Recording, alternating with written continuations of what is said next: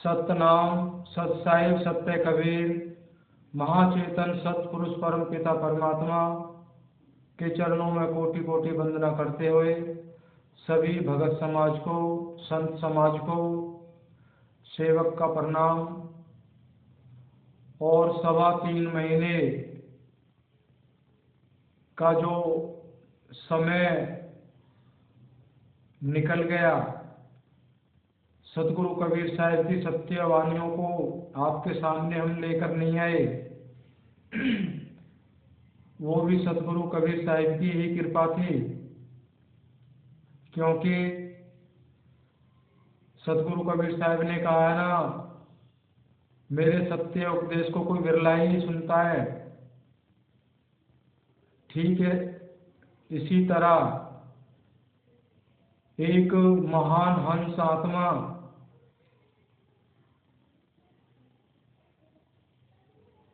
उनके सतलोक धाम तक पहुंचाने की जो सतगुरु जिम्मेदारी लेते हैं, वो उन्होंने पूर्ण की।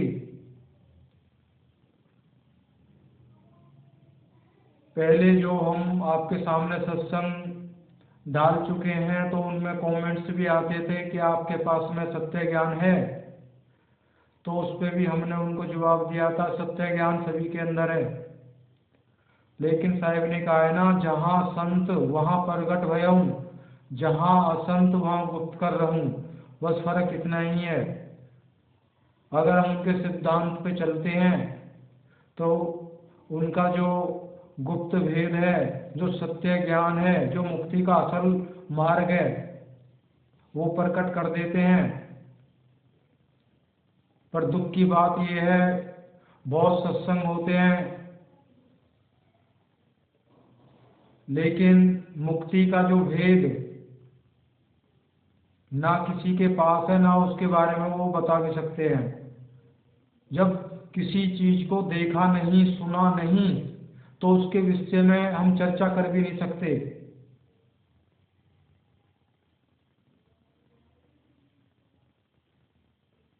तो वो हमारी स्वयं की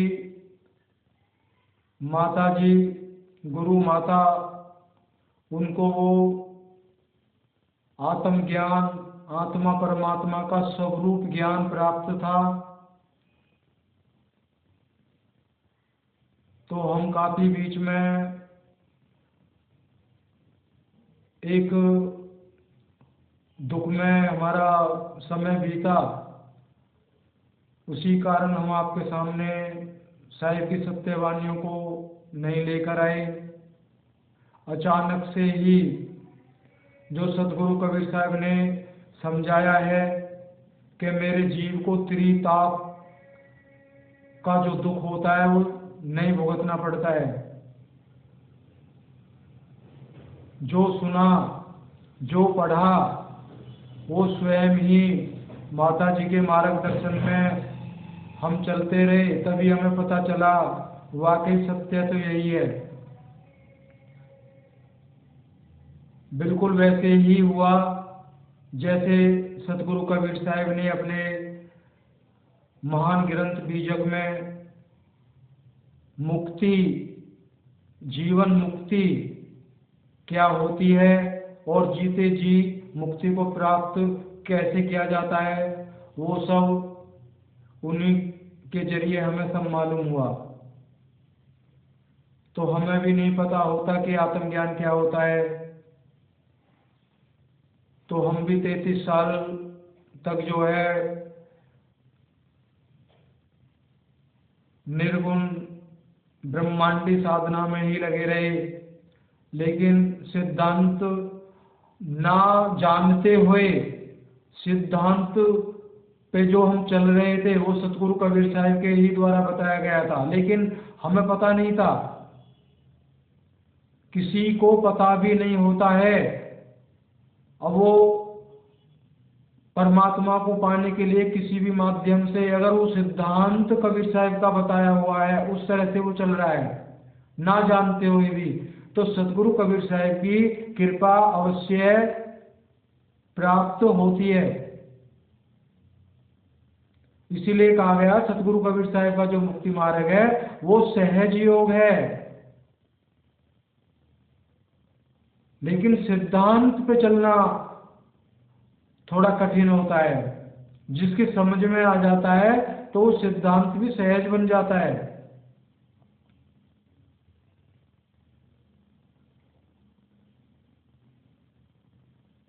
तो हम तो उनको बार बार उनके चरणों में वंदना करते हैं कि पता ही नहीं था कि बड़े आनंद से जो जीवन चल रहा था, अभी हमारे साथ तो वही हुआ कि भवसागर में अथाह सागर के अंदर दो जीव होते हैं, वो हाथ में हाथ पकड़ के चल रहे होते हैं, एक अचानक से गायब हो जाए बीच मझधार में, तो हमारी तो वही दशा हुई। अचानक से साहिब ने बताया और समय ही नहीं दिया।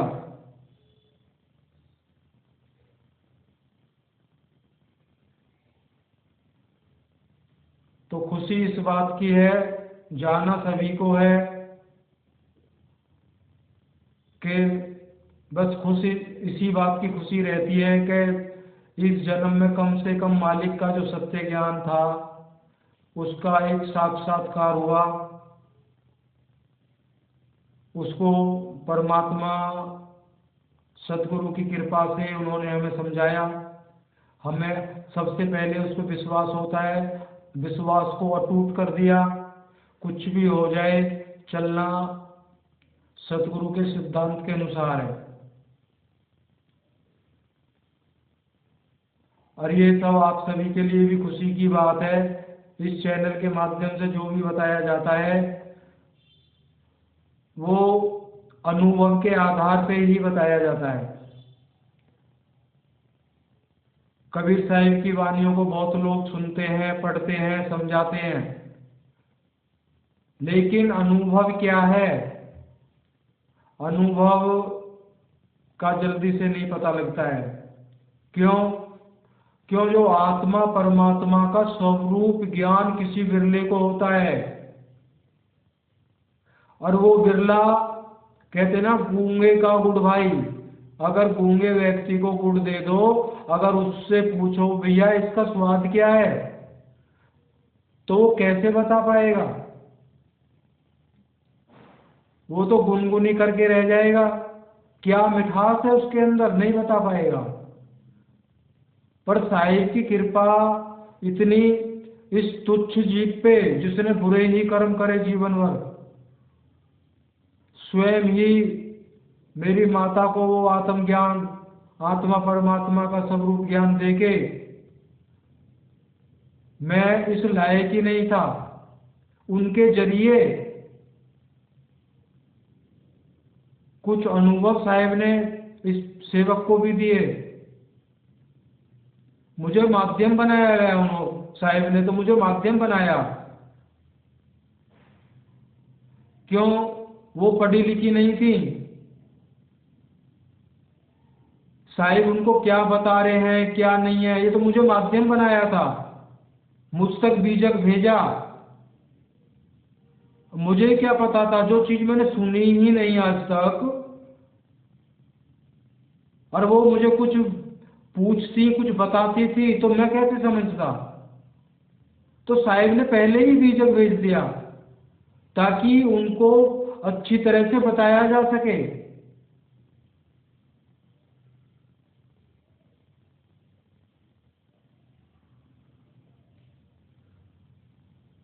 तो आज एक छोटा सा साहिब का 2-3 साखी हैं, उनको ही लेके आज आपके सामने आए हैं। थोड़ा सा बताना पड़ा है। 26 जुलाई हमारी जो लास्ट वीडियो थी वो 25 शायद 24-25 जुलाई को थी। 26 जुलाई को 4:15 बजे सुबह सेवक बोलता ही रह गया, बस सतगुरु की कृपा हो गई। तो आज हम आपके सामने आए हैं नए जिज्ञासु, मुक्ति के प्रेमी, हंस जीवात्मा नए हैं जो पहले से सुनते आ रहे हैं, सबसे हाथ जोड़ के यही विनती करेंगे, इस चैनल के माध्यम से जो भी बताया जाता है वो सतगुरु कबीर साहिब की कृपा से उनकी वाणी बिल्कुल सत्य ही बताई जाती है। थोड़ा सा भी अनुसरण करेंगे तो जीवन में बहुत आपको आनंद आएगा। भय नाम की चीज तो आपके अंदर रहेगी नहीं। सबसे बड़ा भय होता है मृत्यु का।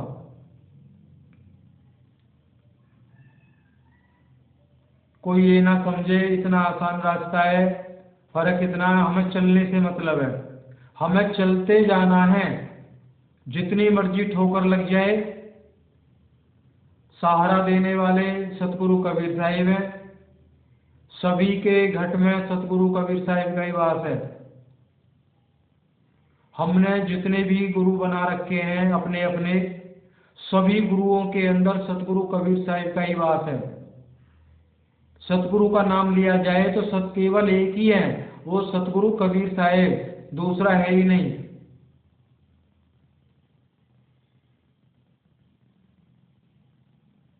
जिन पे सतगुरु की कृपा होती है वो सतगुरु नहीं कहलाए जाते। सतगुरु कबीर साहब ने कहा है कि उनसे बड़ा ब्राह्मण, उनसे बड़ा ज्ञानी इस संसार में कोई दूसरा नहीं है। लेकिन सतगुरु नहीं कह सकते हम। सतगुरु एक ही है और एक ही रहेंगे, और वही सबके घट में वास करते हैं, सबकी सुनते हैं, पुकारने वाला चाहिए।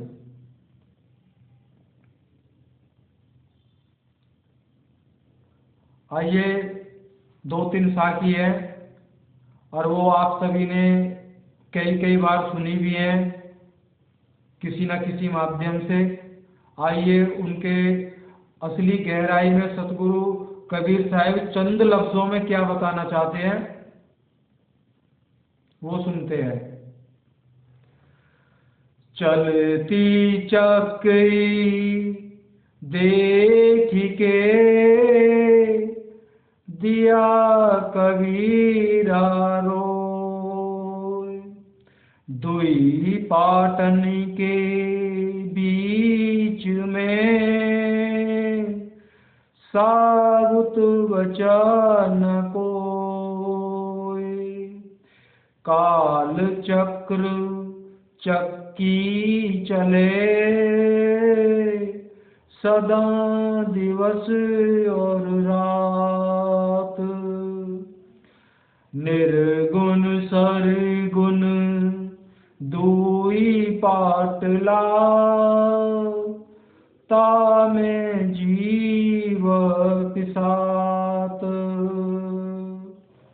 चलती चक्की देख के दिया कबीरा रो, चक्की चलती चक्की देख के दिया कबीरा साए, जो कीले लग गया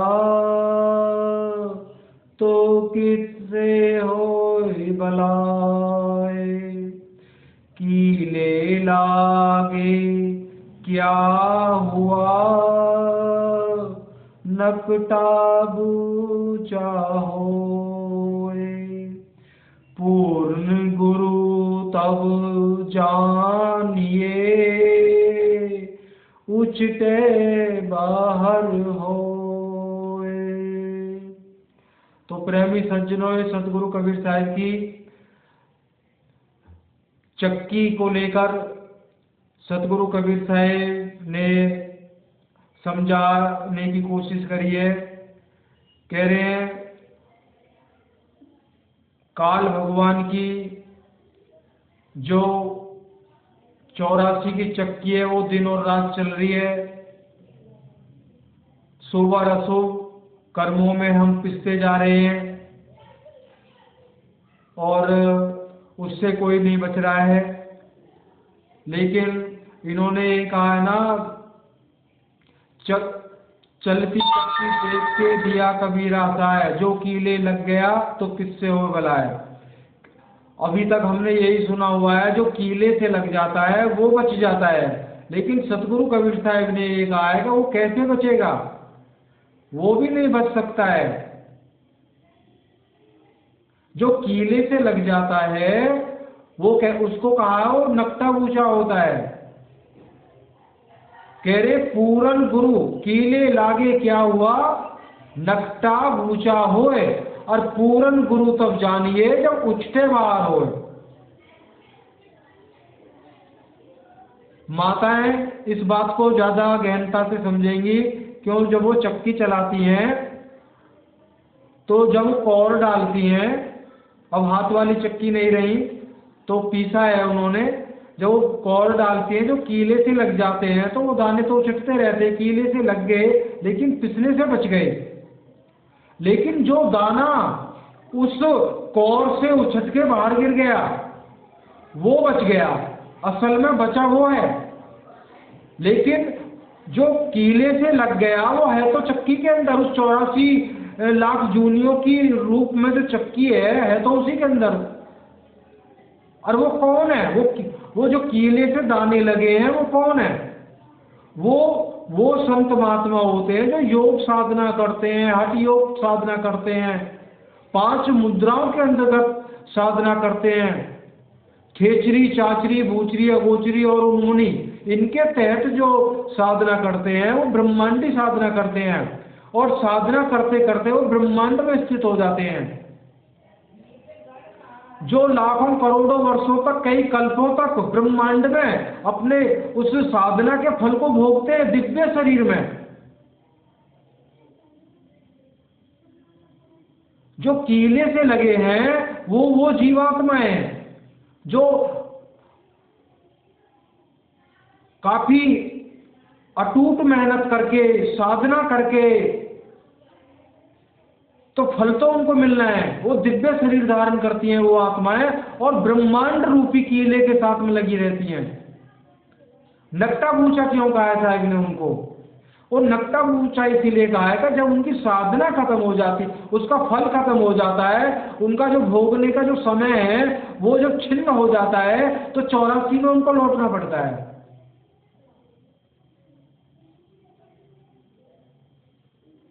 तो फिर शुभ करें या अशुभ करें, फिर दोबारा नए सिरे से फिर उनका चक्र चलेगा।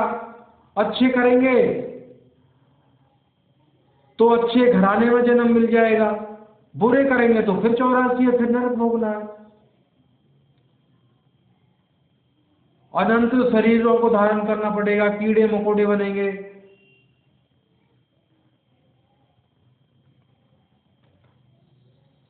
कह रहे निर्गुण सरगुण दो ही पाटला जामे जीव पिसास। वो चक्की तो दिन और रात चल रही है। कह रहे काल चक्र चक्की चले दिवस और रात, सदा दिवस और रात, और निर्गुण सरगुण दो ही पाटला जामे जीव पिसास। अब सब जानते हैं सगुण साकार निर्गुण की तो भक्ति करते हैं।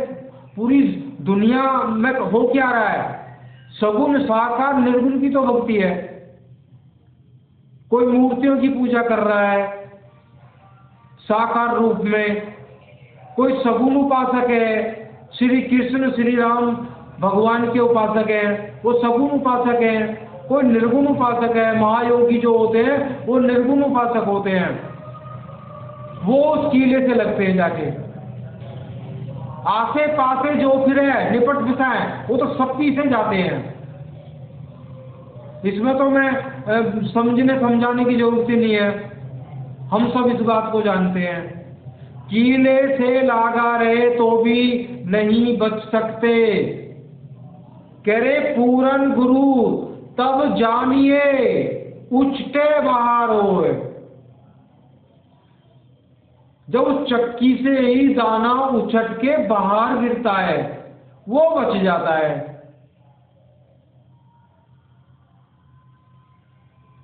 तो पूर्ण जो गुरु होता है वो आत्मा परमात्मा का स्वरूप परिचय ज्ञान कराता है, तब जाके, और उनके सिद्धांत पे हम चलते हैं, तब ये परिचय ज्ञान होता है, पहले नहीं हो जाएगा। और ये बाहर से नहीं होगा, ये घट के अंदर से होता है। जब हो जाता है ये ज्ञान, फिर आप दीवार की तरफ देखो, नीचे देखो, पानी में देखो, निराधार जिसका आधार नहीं है, ये सेवक कितना संकेत ही करेगा आपको।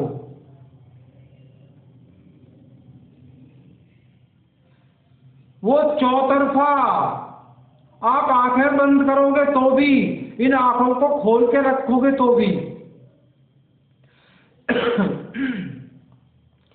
तभी तो कहा है ना, 8 पैर जागत रहे। आप उस सुंदर अपने स्वरूप को देखते देखते जब सो जाते हो, वो आपका सिमरन चलता है, उसी को सिमरन कहा है। आंखें बंद करके किसी मंत्र का जाप करने के लिए साहिब ने नहीं कहा है, लेकिन किसी को पता हो तो बताएं। तो सबसे विनती है, अगर मुक्ति भक्ति के जो सच्चे जिज्ञासु हैं, मैंने सुना भी है, अपने ही सत्संगों में मैंने सुना है, तो बाबा जी से सवाल करते हैं, बाबा जी कृपा कीजिए, किस पर? उन जीवों पे कृपा कीजिए जो मुक्ति चाहते हैं। गुरुजी भी बड़े सुंदर शब्दों में उत्तर देते, कह रहे बेटा कोई मुक्ति नहीं चाहता, सब कहने की बात है, और वो सत्य बोलते हैं। राधा स्वामी सत्संग ब्यास वाले जो बाबा जी हैं, मेरे आदरणीय परम गुरु, बड़े सुंदर लफ्जों में वो जवाब देते हैं। वो इतना ही बोलते, कम से कम इंसान बन जाइए, मनुष्य जन्म धारण किया है, मूल को बचा लीजिए, मनुष्य बने हो, आगे मनुष्य बन जाइए, कुछ अब करिए, कुछ आगे करिए, तो पार लगने की संभावना है।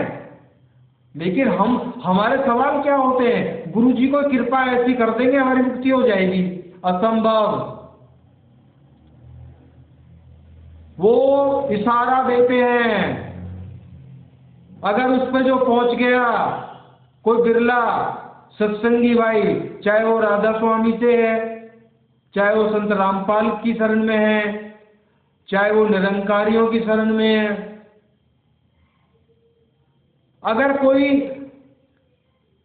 ना जानते हुए सतगुरु कबीर साहिब के मार्ग को अपना लिया, उसके अंदर से ऐसी धारणा पैदा होगी कि सत्य पे ही चलना है, पूर्णतया जब सत्य का मार्ग उसने ढाल लिया, तो सतगुरु कबीर साहिब जो हमारे अंदर भी हैं, हमारे गुरुओं के अंदर भी हैं, वो प्रकट होते हैं, तब सत्य को लगाते हैं। तब हम और आप समझते हैं कि अब तक जो हम कर रहे थे वो केवल अपने अंतकरण की सफाई कर रहे थे। आज इतना ही। अब जैसे जैसे वक्त मिलेगा आपके सामने सतगुरु कबीर साहिब की अनंतों वानियां हैं। हमारा जीवन समाप्त हो जाएगा, उनकी वानियां समाप्त नहीं हो सकती। तो फिर मिलेंगे। आज इतना ही। सतनाम सत्साई सत्य कबीर। जय गुरु महाराज की।